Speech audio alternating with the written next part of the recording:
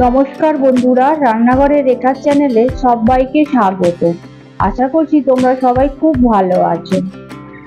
প্রভু জগন্নাথ দেবের রথযাত্রা উপলক্ষে 56 ভোগের মধ্যে অন্যতম মহাপ্রসাদ হলো বেসন। আর সেই মহাপ্রসাদের রেসিপি আজকে তোমাদের সাথে শেয়ার করছি। স্কিপ না করে পুরো ভিডিওটা দেখতে থাকো। চলো আর বেশি দেরি না করে রেসিপিটা শুরু করা যাক। এই রেসিপির জন্য লাগছে বেগুন। তো বেগুনটাকে ডুমো ডুমো করে একটু বড় সাইজ করে কেটে নিলাম। তারপর নিয়ে নিয়েছি রাঙা আলু, অল্প কিছু কুমড়ো, কাঁচা কলা একটা,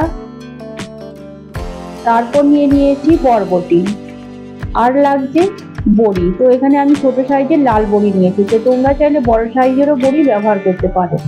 তো এবারে গ্যাসটাকে অন করে কড়াই বসিয়ে দেবো, দিয়ে দেবো তাতে পরিমাণ মতো সাদা তেল। তো তোমরা চাইলে এটা ঘি দিয়েও রান্না করতে পারো। তো আমি সাদা তেল দিয়ে প্রথমে বড়িটাকে লালচে করে একটু ভেজে নেবো নাড়াচাড়া করে।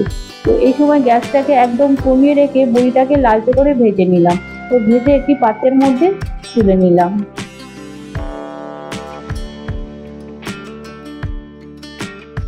এরপর ওই একই তেলের মধ্যে দিয়ে দেবো 1 চামচ 5 ফোড়ন, আর দিয়ে দেবো 1 চামচ হলুদ গুঁড়ো, আর 1 চামচ আদা বাটা দিয়ে অল্প জল দিয়ে প্রথমে মশলাটাকে কিছুক্ষণ কষিয়ে নেব। তো গ্যাসটাকে এই সময় একদম কমিয়ে রেখে মশলাটাকে কষিয়ে নিতে হবে। তারপর দিয়ে দেবো জিরে ভাজা 1 চামচ। তো মশলাটা কষানো হয়ে গেছে। তো এবারে আমি সমস্ত সবজিগুলোকে দিয়ে দেবো এই মশলার মধ্যে।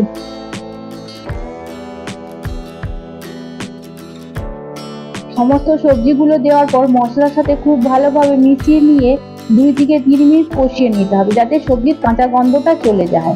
তো নাড়াচাড়া করে খুব ভালোভাবে আমি কষিয়ে নিলাম। তো তারপর দিয়ে দেবো সিন্দুক গুঁড়ো। তো এটা যেহেতু ভোগের রান্না, সেই জন্য এখানে সিন্দুক দিয়েই এই রান্নাটা করে নিতে হবে। তো খুব ভালোভাবে কষানো হয়ে গেছে। তো এবারে আমি দিয়ে দেবো জল।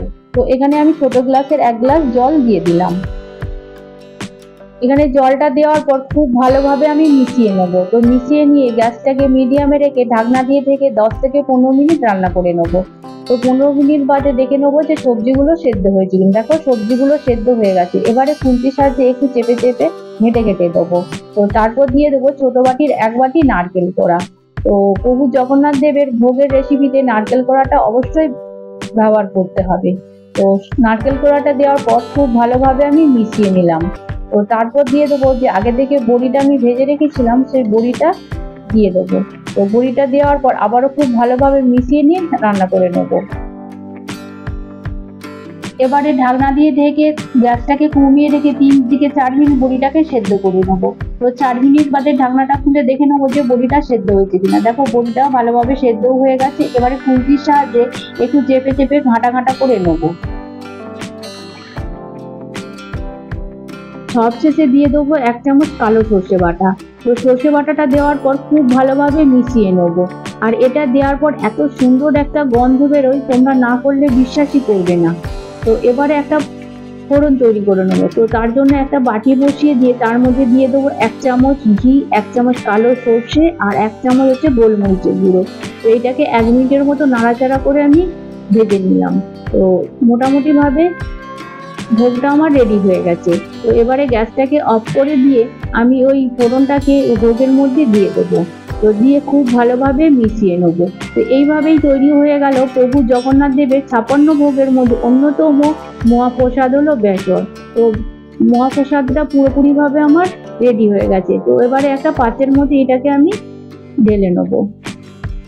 এইভাবেই তোমরা যদি বাড়িতে এইরকম ভাবে ভোগটা রান্না করো, সত্যি সত্যি মনে হবে পুরীর জগন্নাথ দেবের মন্দিরে মহাপ্রসাদ গ্রহণ করছো তোমরা। এই ভোগের রেসিপিটা তোমাদের যদি ভালো লেগে থাকে, প্লিজ তোমরা একটা লাইক করে দিও, শেয়ার করে দিও, আর কমেন্ট করে জানিও যে আমার রেসিপিটা তোমাদের কেমন লেগেছে। কমেন্ট করে জানালে কি হয়, নতুন নতুন ভিডিও করার আগ্রহ বাড়ে। যারা এখনো পর্যন্ত আমার চ্যানেলটিকে সাবস্ক্রাইব করোনি, প্লিজ তারা আমার চ্যানেলটিকে সাবস্ক্রাইব করে দিও। ভালো থেকো, সুস্থ থেকো, ধন্যবাদ।